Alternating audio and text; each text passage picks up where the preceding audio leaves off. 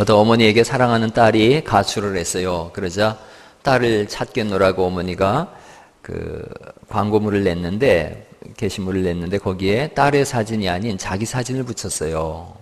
그러자 딸이 그걸 보고서 바로 돌아왔습니다. 그리고 고백했어요. 내 수치를 대신 당하신 어머니 사랑합니다. 그리고 돌아왔어요. 언제 사람이 되는가? 어머니의 사랑, 아버지의 사랑을 알 때 사람 되는 줄 믿습니다. 오늘 우리가 읽은 마태복음 15장은 굉장히 중요한 의미를 가지고 있어요.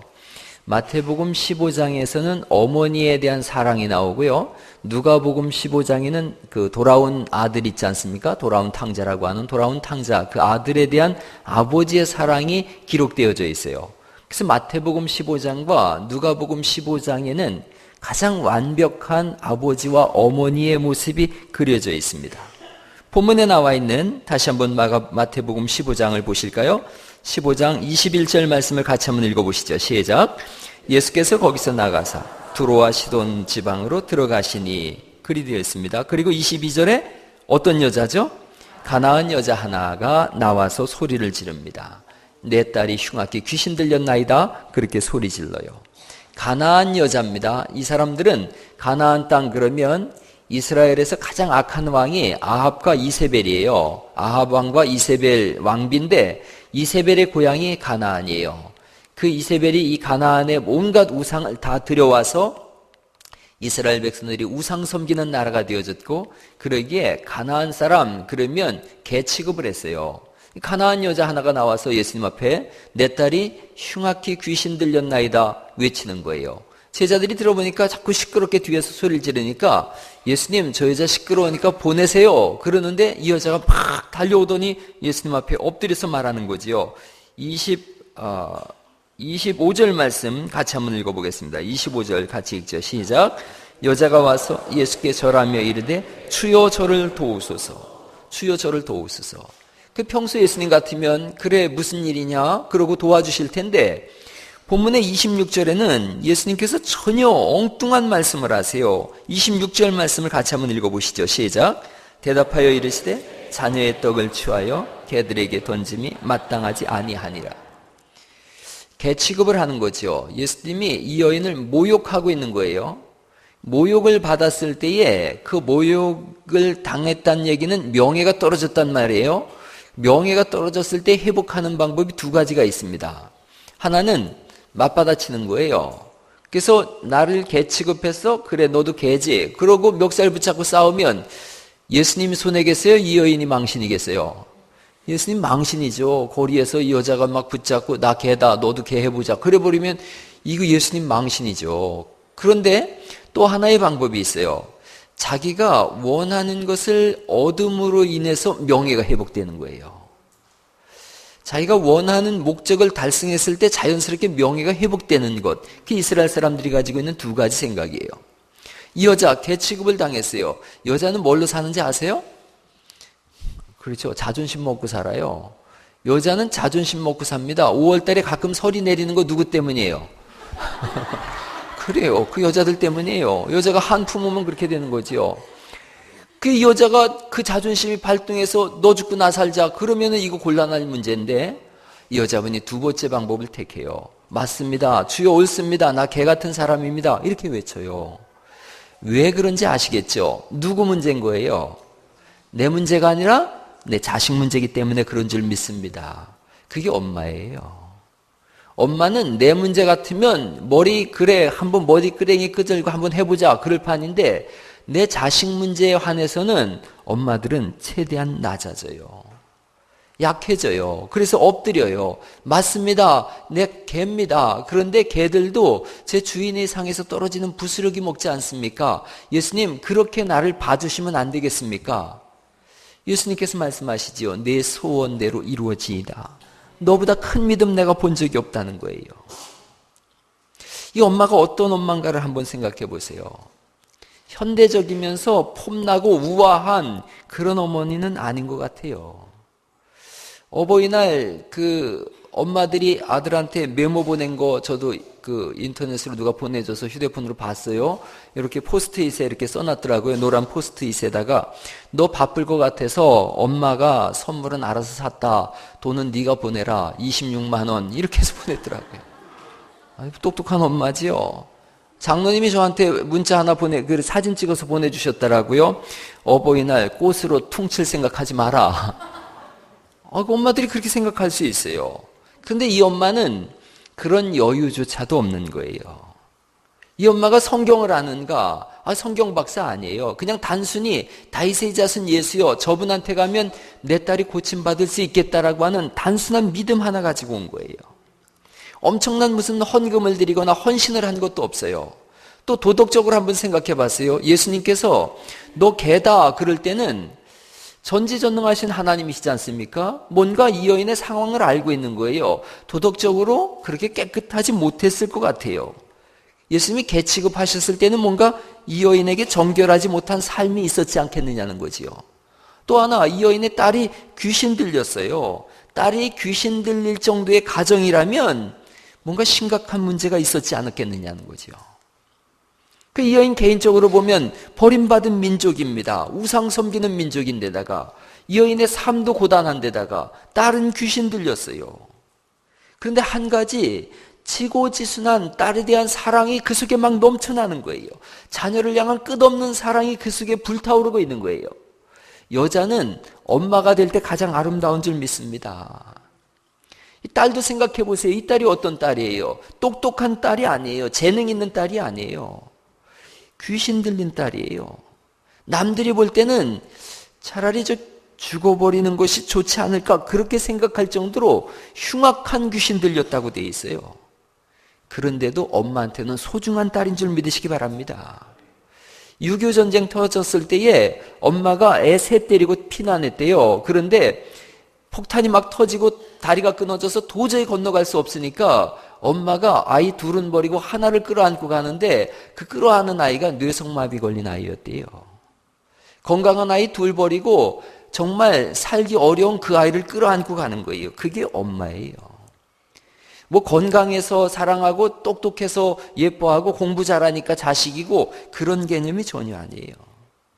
어머니의 눈에는 다 사랑스러운 자녀인 줄 믿습니다. 어버이날에 자녀들이 생각해야 될 게 그거예요. 내가 공부 좀 했으니까, 내가 건강하니까, 내가 효도하니까 날 사랑하지. 전혀 그런 개념이 아니에요.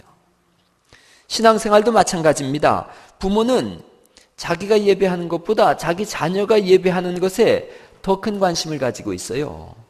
그래서 부모가 예배하면서 뚫레뚫레 쳐다보는 것은 누가 왔나 안 왔나 쳐다보는 게 아니라 내 자식 제대로 예배하나 안 하나 그거 보려고 하는 거예요.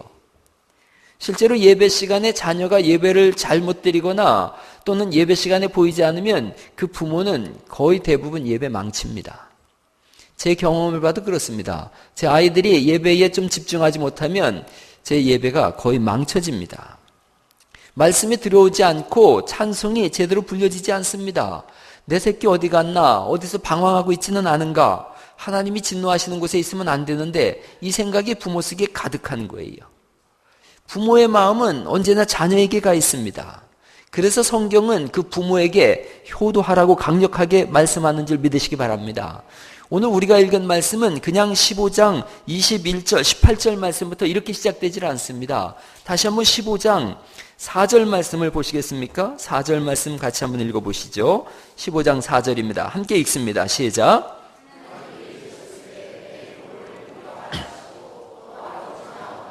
비방하는 자는 반드시 죽임을 당하리라 하셨거늘. 그렇게 말씀하세요.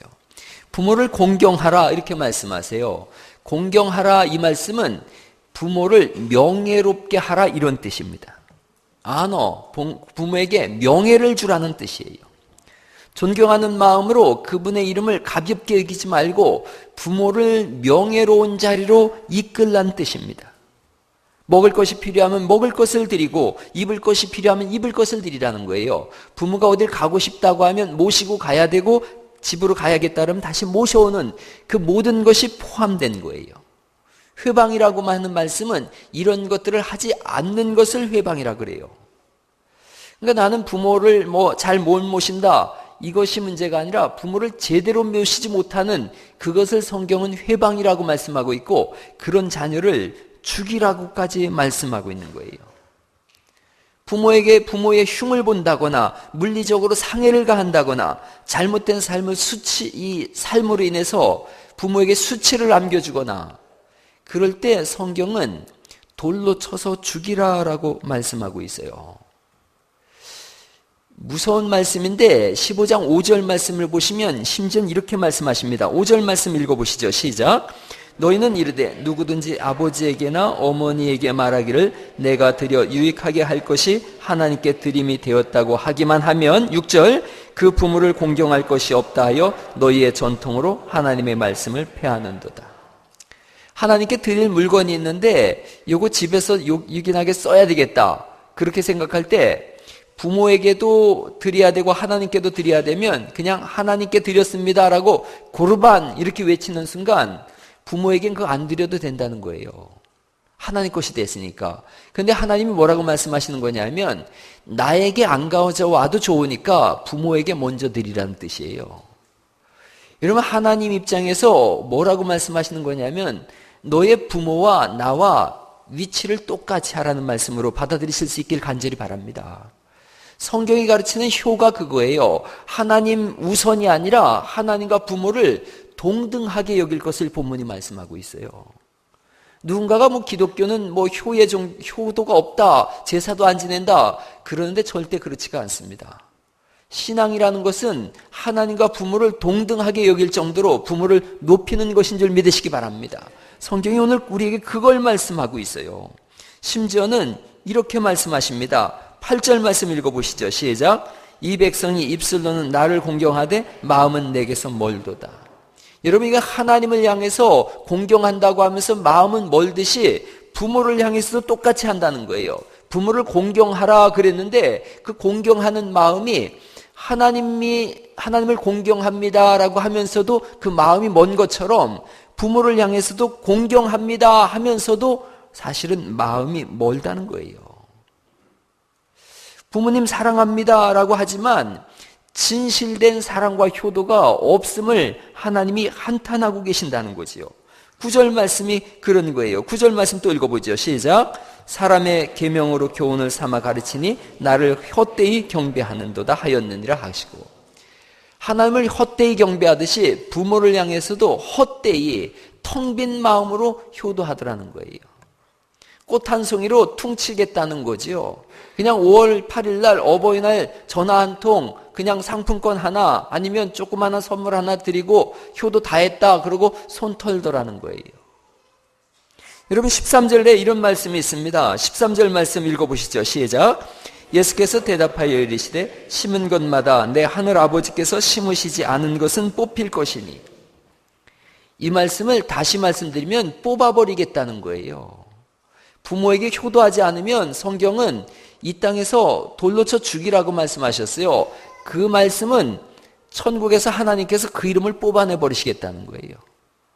세상에 이것보다 무서운 말씀이 없어요. 예수 한번 믿으면 영원히 구원받는 줄 우리는 믿습니다. 그런데 여러분 부모에게 효도하지 않는 사람을 성경은 예수 안 믿는 사람이라고 말씀하는 거예요.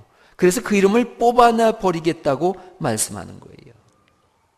진실한 효도가 있어야 되는 것을 성경은 말씀합니다. 저도 젊은 사람이고 여기 젊은 사람들 많아요. 젊은 분들 진짜로 효도할 수 있길 간절히 바랍니다. 오늘 어버이날 우리 아이들이 함께 예배하는데 청소년들 어떻게 부모에게 효도하는 것인가? 자신을 제대로 된 삶으로 이끌므로 인해서 부모에게 명예를 드리는 거예요. 죄를 범하는 삶을 포기하라고 성경은 말씀하고 있고 방황을 멈추라고 말씀하고 있습니다. 어머니의 눈에서 눈물을 멈추게 하는 것이 효도인 줄 믿으시기 바랍니다. 거리를 배회하지 마세요. 술, 담배 하는 거 그거 끊으세요. 맡겨진 학업에 전념하세요.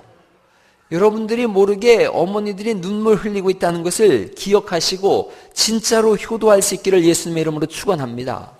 오늘 저는 설교를 두 편으로 나눴습니다. 자녀들에게는 부모에게 효도하라는 설교를 했습니다. 그리고 부모를 위한 권면도 함께 드리려고 합니다. 우리는 자녀를 진짜로 사랑합니다. 그런데 어떻게 사랑하는지에 대한 방법을 잘 모르고 있어요. 우리가 자녀를 잘못 사랑하기 때문에 자녀도 부모에게 효도를 잘 못하고 있는 거예요. 부모들은 자녀를 어떻게 사랑하느냐 하면 학원을 보내주고 용돈을 넉넉하게 주면 자녀를 사랑한다고 생각해요. 여러분, 그렇게 길러진 아이들의 속에는 사실은 귀신의 역사가 있는 거예요. 재작년에 제가 어떤 아이 상담을 했습니다. 그런데 그 아이는 집안에만 들어가면 눈동자 2개가 자기를 따라다닌다는 거예요. 학교에서 계속 1등하는 아이예요. 그런데 집에만 들어가면 화장실 문을 열어도 거울 속에서 눈동자 2개가 자기를 쳐다보고 있대요. 안 무섭겠어요, 여러분? 사람만 이렇게 쳐다봐도 무서울 판인데 눈동자 2개가 계속 따라다니면서 자기를 쳐다보고 있는 거예요. 엄마한테 진지하게 얘기를 했는데 엄마가 뭐라 그랬겠어요? 공부하기 싫으니까 이것이 또 엉뚱한 생각하고 있다고 그렇게 얘기를 했어요. 귀신 들린 딸이 돼버린 거지요. 오늘날 자녀들을 여러분 어떻게 키우십니까? 아침 일찍 밥 먹여서 용돈 주고 학교 보내고 돌아오면 저녁 도시락 또 먹이고 또 학원 보내고 학교에서 학원으로 전전긍긍하다가 밤 늦게까지 공부하고 오는 거예요. 그리고 부모의 책임을 다했다고 생각합니다. 주일날 시험 기간 되면 야 무슨 소리냐? 네가 공부 잘해서 1등하는 것이 하나님께도 영광되어지고 너의 삶에도 복이 있다. 누가 그게 하나님께 영광이라고 누가 말합니까? 신앙으로 길러내지 않으면 그 아이는 귀신이 자꾸 흔드는 줄 오늘 아시기를 간절히 바랍니다. 자녀를 사랑하는 어머니는 어떤 어머니인가? 오늘 우리가 읽은 가나안 여인의 모습을 통해서 우리가 알 수 있어요. 기도하는 어머니예요. 개 취급을 받지만 하나님 앞에 나와서 기도하는 것을 멈추지 않는 어머니입니다. 예수님께 무조건 달려나와서 내 딸 살려주세요라고 간곡하게 기도하는 그 어머니, 그게 진짜 어머니의 바람직한 모습이에요. 그 결과 딸이 깨끗하게 된 줄 믿으시기 바랍니다. 기도는 하나님 안으로 들어가는 거예요. 전능하시고 전지하신 하나님의 손을 붙잡는 것이 기도인 줄 믿으시기 바랍니다. 자녀의 영혼을 부여잡고 끌어안고 간절히 기도하는 어머니 품에서 모세가 나오는 거고 다니엘이 나오는 거고 엘리사가 나오는 것이고 디모데가 나오는 줄 믿으시기 바랍니다. 자녀를 위해서 오늘날 어머니들은 너무 기도하지 않습니다. 여러분 기도합니다. 뭘 기도해요? 그런 기도 그게 무슨 기도예요? 조금만 모욕을 당해도 기도를 멈추지 않습니까? 조금만 어려운 일이 당해도 아예 신앙생활 말지 뭐 이렇게 생각해요. 그게 무슨 자식을 사랑하는 거예요? 탕자였던 어거스틴이 집을 떠난다고 할 때에 그 방탕한 아들인 것을 어머니가 알고 목을 끌어안고 간절히 기도하고 울었어요. 어거스틴이 어느 날 돌아올 때에 그 어머니 기도 못 있어서 돌아왔다는 거지요. 우리가 잘 아는 것처럼 그 어머니 모니카는 이 교회의 마룻바닥에 눈물이 흘러서 마룻바닥이 썩을 정도로 밤마다 울면서 기도했더니 가장 위대한 믿음의 영웅이 탄생한 줄 믿으시기 바랍니다. 유명한 고백이 있지 않습니까? 기도하는 어머니의 자녀는 망하지 않는다. 할렐루야. 기도해야 되는 거예요. 저는 수요일날 금요일날 교회 나오라고 합니다. 나와서 기도하라 그러는데 기도하라고 하는 제 마음속에는 내가 설교 잘하니까 내 설교 들으세요. 뭐 많이 모여야 힘이 있지 않습니까? 그런 내용이 하나도 없어요. 와서 기도해야 되는 이유가 여러분의 자녀들과 가정을 놓고 기도하는 은혜가 있기를 간절히 바랍니다. 자식들은 우리의 자녀들은 귀신이 판을 치는 세상 속에서 살아가고 있어요. 귀신 들린 딸의 이 모습이 우리의 자식의 모습이라고 누가 감히 아니라고 얘기할 수 있겠어요? 그렇다면 우리 부모들도 나와서 기도해야 되는 줄 믿습니다. 역사적으로 가장 위대한 설교자가 무디 목사님. 아버지가 40세에 돌아가시고 유복자로 태어났어요. 9명의 자녀를 이 어머니가 키웠는데 밤마다 벽난로 앞에서 성경을 가르치고 자녀들이 잠든 후에는 밤을 새워가면서 울면서 기도했다는 거예요. 하나님, 내 자식 아버지도 없이 지금 태어났으니 하나님이 아버지가 되어주세요. 그리고 아침마다 밝은 얼굴로 빛나는 얼굴로 자녀들을 깨우면서 일으켰다는 거예요. 여러분, 그런 기도가 있어야 되지 않겠습니까? 9명을 길러내면서도 하나이가 다 하나님의 사람으로 컸는데 오늘날 한 사람 두 사람을 길러내면서도 어떻게 해서 이 나라가 이렇게 엉망진창이 됐는가? 기도하는 어머니가 사라졌기 때문에 그렇습니다. 여러분이 기도하는 부모님을 뒀었다면, 그래서 그 복을 누린다면 여러분의 자녀들에게도 동일한 그 복을 누릴 수 있도록 인도해 주시기를 간절히 축원합니다. 기도하는 어머니가 필요한 거예요. 당대의 설교자 무디라고 하는 사람은 그냥 혼자 태어난 것이 아니라 기도하는 어머니의 무릎에서 태어난 줄 믿으시기 바랍니다. 지혜로운 어머니, 현명한 어머니는 어떤 어머니인가? 믿음을 유전으로 유산하는 어머니예요. 믿음을 물려주는 어머니예요. 여러분, 이 딸의 그 다음 장면은 성경에 나와 있질 않습니다. 그러나 우리는 쉽게 알 수 있을 거예요. 이 딸이 예수 믿었을까 안 믿었을까? 그리고 이 가나안인 여자는 평생 누굴 믿고 살았을까?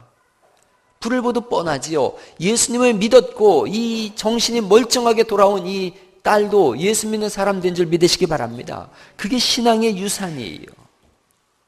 오직 하나만 자녀에게 물려줄 수 있다면 뭘 물려주시겠습니까? 머릿속에 돈이 떠오르십니까? 돈 사람이에요. 머릿속에 국영수, 그게 떠오르십니까? 뭔가 잘못된 사람인 거예요. 국어, 영어, 수학 따라간 사람들 다 무너지고 망했지만 끝까지 서 있는 사람들은 믿음에 서 있는 사람들인 줄 믿으시기 바랍니다. 모세의 어머니 이름이 요게벳이에요. 그 아들 여차여차해서 이집트에 궁궐에 들어가 살았습니다. 이집트는 우상의 창고란 나라예요. 이집트의 모든 제사장들은 머리를 다 밀고 눈썹도 다 밀었어요. 왜냐하면 태양신을 섬겼기 때문에 그렇습니다. 이집트 문화, 우상 문화가 판을 치고 있는 데서 모세가 자랐어요. 여러분, 그럴 때 보통 어머니들 생각에 무슨 생각 들겠어요? 내 아들이 이집트 왕궁에 들어갔다? 왕자의 교육을 받는다? 그 나라의 교육과 문화를 잘 배우고 익혀서 이집트의 왕이 됐으면 좋겠다. 그게 모든 어머니들이 갖는 공통적인 생각 아니겠어요?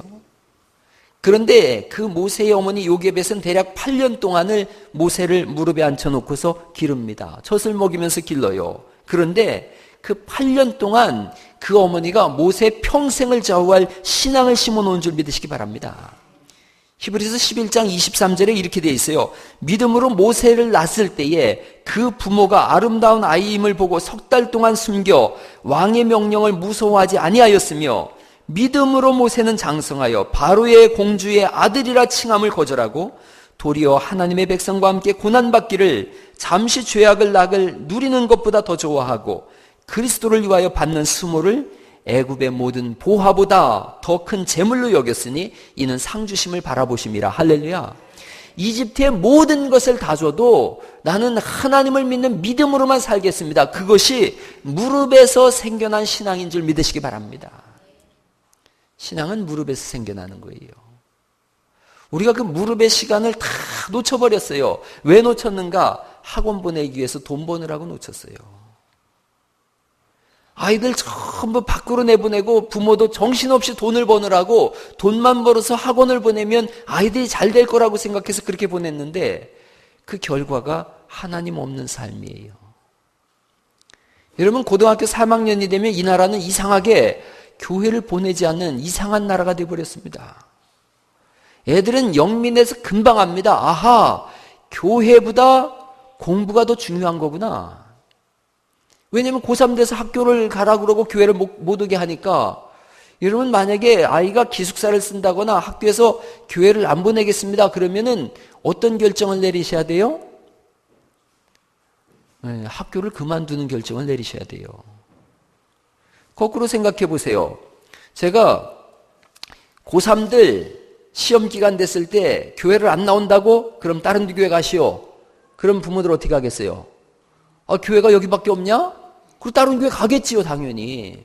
고3들 주일날 교회 안 나오면 이 교회에서는 집사도 안 줍니다. 그 성도를 안 여길 겁니다. 제가 강력하게 얘기를 하고서 다른 교회 가려면 가시오. 그러면 어떻게 하겠어요?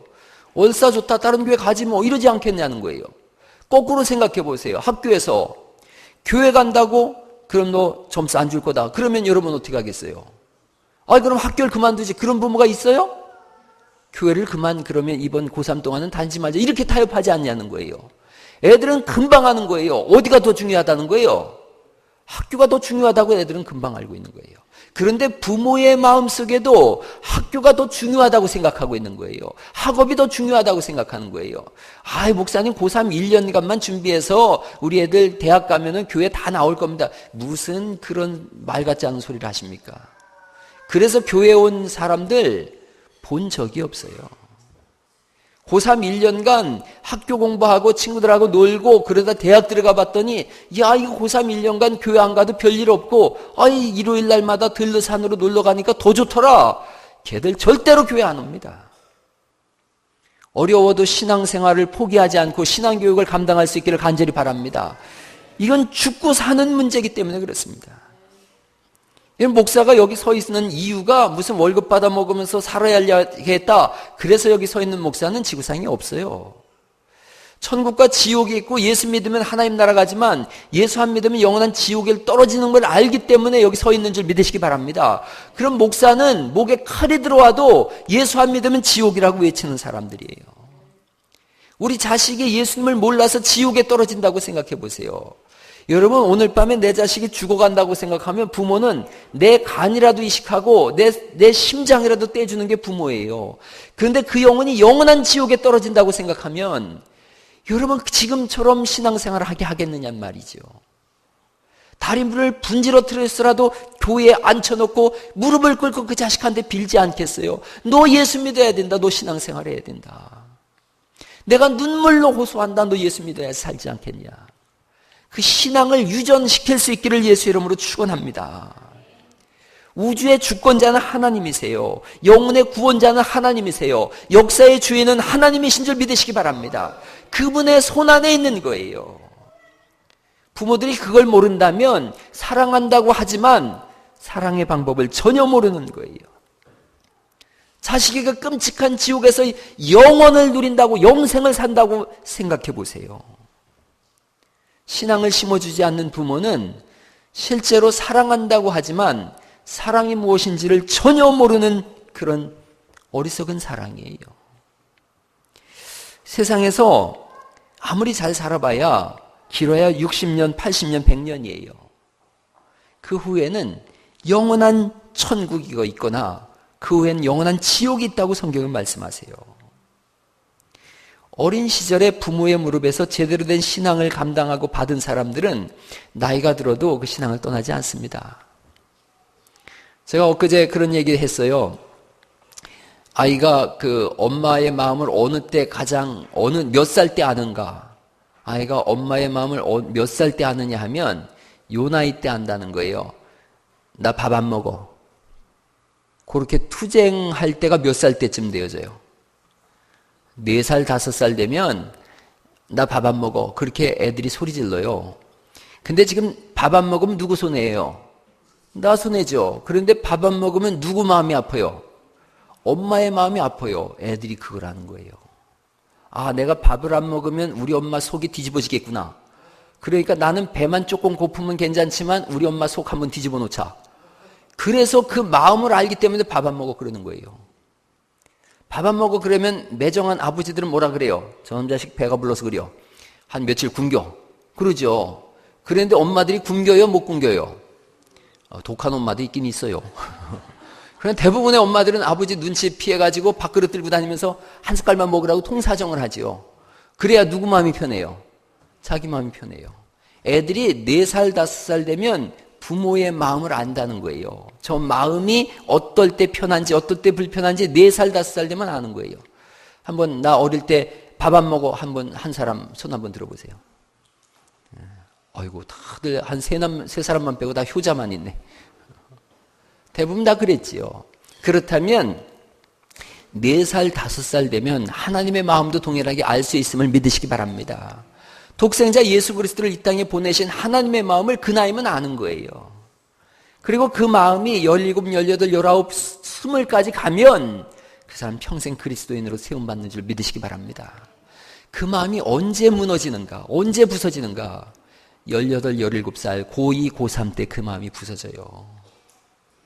고2, 고3 때 자기가 그렇게 4살, 5살 때 하나님 마음을 알고 부모님 마음을 알았었는데 고2, 고3 되는 순간 그 마음에 혼란이 옵니다. 우리 엄마 보니까 공부가 더 중요하구만. 학교가 더 중요하네, 교회보다. 더 중요한 게 생기면 사람은 그쪽으로 마음이 쏠리는 거예요. 신앙교육에 실패하는 거예요. 여러분, 고2, 고3을 신앙으로 보내지 못한 사람은 사실은 방황하고 또 방황해서 엄청난 손해를 얻게 되어지고 그 사람 평생에 어찌 보면 돌아오지 못할 강을 건널 수도 있습니다. 공부 좀 못해도 믿음으로 살면 하나님이 세워주는 줄 믿으시길 간절히 바랍니다. 그렇습니다. 오늘 여기 온 이렇게 우리 교회 학교 아이들 얼마나 귀한지 몰라요. 이 시간이 여러분 쉬운 시간 아닙니다. 이 시간이 어른들도 이 시간이 쉽지 않은 시간인데 애들까지 있지 않습니까? 초등학교 아이들까지 있고 그래요. 이 아이들이 이 시간이 견디는 시간 될 수도 있어요. 그런데 생각해 보는 거예요. 내가 왜 그 어린 시절에 그렇게 오랫동안 예배 시간에 앉아 있었나? 뭔가 젊은 목사가 뭔지 모르지만 열심히 얘기를 하는데 그런 것들이 마음에 쌓이게 되어지고 어느 순간 신앙의 세계로 들어서는 줄 믿으시기 바랍니다. 끌고 와야 돼요. 데리고 와야 돼요. 그리고 하나님이 이끌 수 있도록 인도하실 수 있기를 간절히 바랍니다. 18세기를 영국을 보면 캄캄한 시기였어요. 어둡고 캄캄하고 혼란한 시기였고요. 죄악이 범람하는 시기였어요. 그런데 그 영국이 어느 한 해 동안에 싹 바뀌어서 하나님의 나라가 되어졌어요. 이유 중에 하나가 우리가 잘 아는 웨슬레 목사님 때문에 그래요. 웨슬레 목사님이 드디어 하나님의 말씀을 증거하기 시작하자 영국 전체가 바뀌었어요. 웨슬레 목사님의 동생이 찰스 웨슬레인데 찬송가를 7,000곡 이상을 지었어요. 그래서 웨슬레 목사님의 부모는 도대체 어떤 교육을 했길래 그런가 한번 찾아봤어요. 웨슬레 목사님의 그 아버지는 탄광촌에서 가난한 광부들을 돌보는 목사였어요. 그리고 그 사모님 한번 생각해 보는 거예요. 아이를 19을 낳았어요. 낳다 보니까 뭐 그렇게 낳았어요. 뭐 옛날에 뭐 12, 15 이렇게도 낳았는데 조금 심하게 낳지요. 19을 낳았는데 이놈들이 다 살았어요.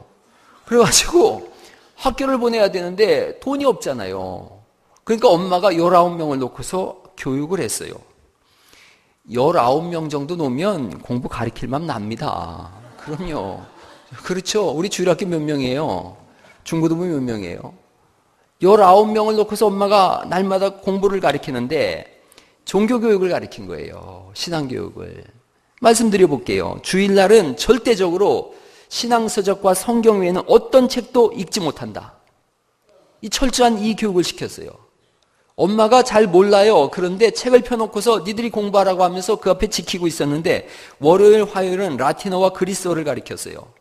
영국 사람인데 수요일 날은 논리학과 윤리학, 목요일은 히브리어, 아랍어, 금요일은 철학, 토요일은 웅변, 시, 그리고 일주일간 쓴 일기를 가지고 간증을 하면서 일기를 발표하게끔 했어요. 19명이니까 큰 놈부터 작은 놈까지 천차만별이지요. 그런데 그렇게 했어요. 그랬더니 그 아들 웨슬레 목사님이 23살에 링컨 대학에 장학생으로 입학을 했는데 히브리어, 아랍어, 라틴어, 논리학, 윤리학, 철학, 물리학, 웅변학, 신학 이 부분에 있어서 굉장히 깊은 경지의 공부를 할 수가 있었어요. 당대 뛰어난 웅변가로서 명성을 떨쳤어요. 모든 교육이 엄마에게서 받은 그 교육밖에 없었어요. 그럼에도 불구하고 그 작은 교육이 이 사람의 심리, 마음속에 깊이 파고들어서 열매를 맺은 거예요. 그래서 더 큰 학문으로 나아가게 했어요. 가능한 한 여러분 학원으로 뺑뺑이 돌리지 마시고 품에 안고 가르칠 수 있길 간절히 바랍니다. 아이고 목사님 그 얘기 10년 전에 해주시지 우리 애들 다 컸는데 손자가 있으니까 걱정하지 마시고 그럼요. 손자도 있지 않습니까? 그리고 지금 젊은 부모들은 그렇게 하세요. 내가 어젯밤에 청년들하고 10시까지 이야기 나누면서 그런 얘기했어요. 니들 나중에 애기 나면 내가 우리 애들 키운 것처럼 키워라. 아직 내가 우리 애들이 많이 안 커서 장담은 못하지만 그렇게 키우면 좋겠다. 그랬어요. 우리 아들 녀석이 장학금 탔다 그래서 오늘 제가 떡했어요. 학교를 초등학교 4학년, 6학년 때까지 보내고 안 보냈는데 두 가지가 감사했어요. 첫째는 뭐냐면 애들이 공부를 못해서 그렇게 했는데 첫째는 모든 예배에 다 참석할 수가 있었어요. 학교를 안 갔더니 수요 예배, 금요 예배, 주일 예배, 모든 교회 예배에 다 참석할 수가 있었어요. 검정고시를 받지 않습니까? 검정고시 봐서 뭐 잘하는 그런 시기가 아니에요. 검정고시 그러면 학교에서도 그렇고 우리도 마음속에 아유 검정고시 뭐 문제가 있나 봐 그렇게 생각할 수 있지요. 자식 자랑하면 팔불출인데 제가 우리 딸이 하도 못하다가 잘하니까 한번 자랑해 보는데 과 수석으로 입학했어요. 네. 사실은 많이 좋아요. 왜냐하면 워낙 못하던 놈들이라 그래요. 워낙 못하던 놈들이라. 공부를 잘했으면 제가 정규 학교를 보냈을 텐데 글쎄 60점 맞아가지고 피자 사내라고 큰소리 치는데 얼마나 제가 속이 뒤집어졌는지 학교 보냈다가는 안 되겠다 싶더라고요. 우리 부부가 제 명에 못 살 것 같아서 집에서 책 읽기 시켰어요. 이번에 아들 녀석이 또 장학금 탔다 그래요. 그래서 이번 주에 떡하고 다음 주에는 제가 60kg 넘어서 떡할 것 같습니다. 가능하면 자녀가 걷기 시작할 때부터 매주 한 번씩이라도 한 달에 한 번이라도 그 자녀 데리고 병원으로 양로원으로 또는 감옥으로 이렇게 그 교도소로 이렇게 신방 다니세요. 이웃을 어떻게 섬기는지에 대해서 보여주시고 한 주에 여러분 아이들 붙잡고서 꼭 한 번씩 기도하시고 가난한 사람들 위해서 어떻게 살 것인지 그런 것도 한번 얘기를 나누세요. 그게 진짜 살아있는 교육이고 부모의 사랑이에요. 어머니가 얼마나 경건 생활에 웨슬리 어머니가 했는지 웨슬리가 나중에 그런 글을 썼어요. 내 이 경건 생활은 어머니가 내 몸에 넣어준 약이다. 이분은 감리교 창시자예요. 감리교를 메소디스트라 그래요. 메소디스트. 메소드 하면은 방법론이란 뜻이죠. 방법. 철저히 경건하는 일이 있어서 온갖 방법을 다 동원한 그런 사람들이었어요. 엄마가 심어줬다는 거예요. 여러분 이 엄마가 19명이니까 둘씩 셋씩 짝을 지어서 서로 돌보게 했대요. 그리고 일주일마다 짝을 바꿔주었어요. 그러면 좀 성질 고약한 동생도 있고 나쁜 형도 있고 그렇지 않습니까? 그렇게 짝을 지어서 서로 돌보면서 인간은 돌보고 돌봄을 받는 존재라고 하는 교육을 시켰다는 거예요. 고통당하는 사람의 고통을 내 고통으로 받아들일 줄 아는 그런 통로를 만들어줬다는 거예요. 이런 교육을 받고서 웨슬레가 옥스퍼드 대학에 들어갔을 때 사람들이 이분의 잔 웨슬레인데 1년도 안 돼서 존이 누구야? 존이 누구야? 존을 만나면 내 인생의 문제가 해결돼. 존이 누구야? 1학년인데요. 그를 붙잡고서 문제를 해결했다는 거예요. 그게 시대의 리더예요. 웨슬레 어머니는 21세기가 아닌 18세기에 이런 일을 했어요. 교육학을 저도 공부했는데 교육학에서 가장 좋은 이론 중에 하나가 거룩한 버릇을 옷 입혀주라. 그거예요. 거룩한 버릇을 옷 입혀주라. 여러분 자녀를 사랑한다면 거룩한 버릇을 옷 입혀줄 수 있기를 간절히 바랍니다. 이 엄마는 개인적으로 아이 하나하나를 다 상담을 했다는 거예요. 영적인 체크를 하고 문제가 있으면 데리다가 앉혀놓고서 상담을 하고 기도를 하고 그 문제가 해결될 때까지 아이와 지속적으로 상담하면서 기도했대요. 그러니 19명이 하나같이 위대한 위인이 됐어요. 일기를 쓰게 하고 매일같이 일기를 검사했어요. 여러분 한번 판단해 보세요. 어머니들이 직장에 나가서 열심히 돈을 벌어서 한 달에 120만 원, 150만 원을 번다고 생각해 보세요. 넉넉하게 벌어서. 여러분 자녀 둘 키우고 셋 키우는데 학원비가 얼마 들어가는지 아시죠? 거의 그 돈이 그 돈이에요. 그렇다면 학원 보낼 생각을 포기하시고 부모가 자녀를 앉혀놓고 책을 읽히세요. 성경을 읽히세요. 기도를 해주세요. 함께 앉아 있어요. 그러면 놀라운 일이 일어나는데 아이는 아이 나름대로 신앙의 성장과 지식의 성장과 지혜가 생겨나요. 그리고 엄마들이 더 이상 아줌마 소리를 안 듣게 되어져요. 엄마가 언제 아줌마들 소리 듣는지 아시죠? 달려라 장미 보고 있고 연속극 보고 있고 드라마 보고 있을 때 아줌마 소리 들어요. 왜냐하면 대학을 나와서도 10년 지면은 드라마 얘기할 때 똑같이 드라마 얘기하지 세상이 어떻게 바뀌고 내가 경제학을 전공했으니까 경제 동향이 어떻게 바뀌고 이런 아줌마 본 적이 없어요. 대학 졸업하고 10년, 15년 지나면 똑같은 아줌마 수준이 되어져요. 그런데 아이를 앉혀놓고 책을 읽히면서 같이 성경을 읽고 공부를 하면 더 이상 아줌마 소리 듣지 않고 여사님 소리 들을 수 있기를 간절히 바랍니다. 바뀌는 거예요. 여러분 그러면 생각해 보세요. 150만 원 가지고 아이 둘 공부시키는 것과 또 150만 원을 포기하고 아이와 내가 함께 성장하는 것과 이 초등학생도 나오는 답 아니겠습니까? 여러분이 돈 버는 이유 중에 거의 대부분이 자녀들 학비를 사용하기 위해서라면 멈추세요. 멈추고 앉히세요. 목사님 나는 공부한 게 없어요. 나는 아는 게 없어요. 부모는 아는 거 없어도 괜찮습니다. 무슨 축구 코치가 축구 박지성만큼 잘할 이유가 있습니까? 어떻게 하는지만 알면 되지 않겠어요? 앉혀놓고 신문도 엄마는 읽어가면서 뉴스도 들어가면서 그 정보를 알아가시고 아이한테는 분량을 주셔서 너 이만큼 공부해봐라 그러면 우리 아이들은 정말로 잘합니다. 저는 학원을 몇 년간 운영해 본 경험이 있습니다. 제가 학원 운영할 때 부모님들이 오면 꼭 그런 상담을 했어요. 가능한 한 학원을 보내지 마십시오. 학원에 아이들 20명이 오면 공부하는 아이는 2명이고 18명은 학원 강사들 벌어먹이기 위해서 돈 내는 겁니다.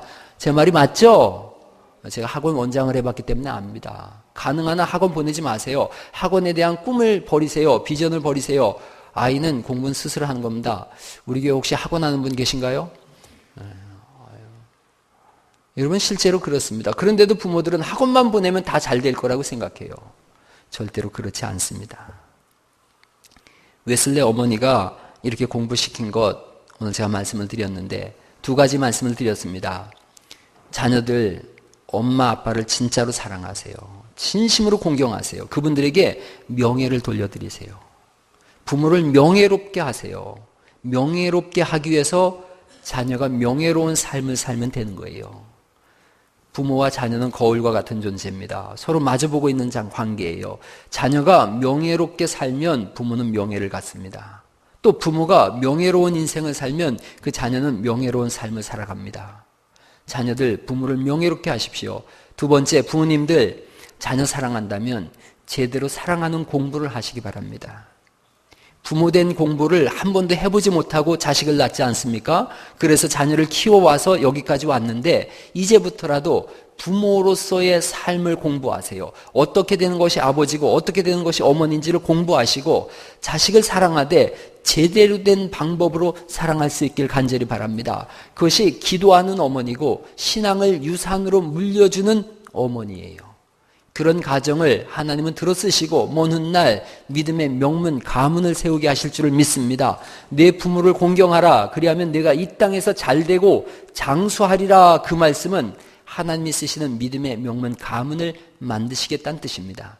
오늘 여기 우리 학생들이 왔어요. 고등학생, 중학생, 대학생 다 있을 거예요. 내일이 시험이라 그래도 모레가 시험 기간이다. 내가 고3이다. 그럴지언정 이 예배의 자리를 놓치지 마세요. 하나님 앞에 예배드리는 그 시간을 절대로 놓치지 마시고 주일날 하나님 앞에 예배하고 그리고 월요일부터 열심히 공부하고 인생을 새롭게 경영해 나감으로 인해서 부모에게 명예를 드리고 먼 훗날 믿음의 아름다운 가문으로 세워질 수 있기를 주 예수의 이름으로 간절히 축원합니다.